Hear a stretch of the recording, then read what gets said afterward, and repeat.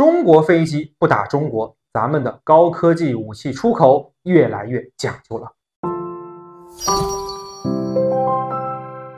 大家好，我是石涛。最近土耳其媒体爆出了一条新闻在土耳其与中国周边某个国家进行联合演习的时候，发现这个中国周边国家采购自中国的这个无人机在接近中国边境线的时候就会自动的返航不会接近中国的边境。那么土耳其就认为中国是在出口无人机上加装了限制性的措施，避免这个无人机被用来攻击中国本土。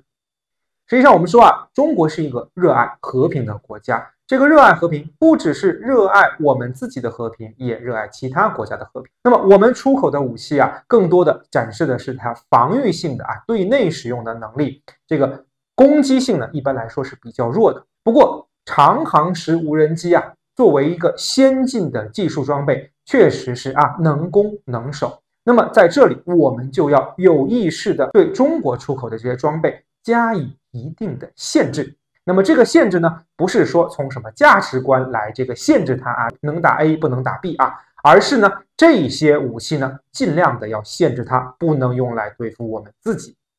那么这种限制其实在世界各国的武器出口上都是一个惯例。那么之前就有说法，美国的出口的这些高科技装备或多或少都有后门的存在。那么这个后门呢，是一旦需要的时候可以及时的瘫痪掉这些装备，避免对美国形成威胁。那么更新的一些装备比如说目前美国出口的 F-35隐身战斗机那么这一些战斗机本身它的隐身性能对世界上大多数国家来说都是威胁。那么美国自己呢也不敢掉以轻心，因此一直有传言出口型的 F-35在起飞之前必须获得美国的这个授权密码。也就是说别的国家买的 F-35自己能不能用还说了不算，必须要得到美国当天的授权，这飞机才能飞起来。如果这个授权过期了，这飞机就得趴窝。那么这个呢，本质上就是美国通过技术手段来限制这一些飞机的使用。那么如果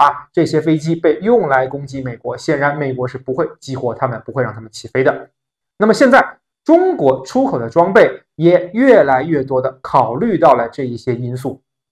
这是中国出口武器自信以及实力的体现。原来我们的武器更多的是以一个价格低廉的形象出现在国际市场上的，这个可替代性呢其实很强。但是现在中国能够出口的不少高科技武器，在世界这个军事的货架上那是独一份。也正是因为这种独一份的底气，让我们可以对这些武器的使用稍微加以限制，限制他们不能用来对付中国人，不能用来对付中国自己。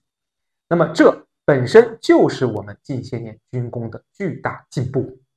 那么未来我们还会看到更多的中国高科技装备走向世界，我们还会看到类似于FC-31这样的先进的战机类似于我们的先进的驱逐舰，甚至哪一天卖航空母舰这都是有可能的。那么这些装备上，我们相信或多或少也会告诉对方，那这些装备是有相关的限制的，不能用来打中国人。那么可以说这些限制呢也是必须的不仅仅是对中国的这个保护，也是对这些装备使用国的保护避免这些装备使用国里别有用心的一些人拿这些装备来挑起这些国家与中国之间的事端。那么这呢对双方来说都是一件好事。大家对这期话题有什么看法？欢迎在评论区我交流，也感谢您的关注、点赞、转发支持。咱们下期再见。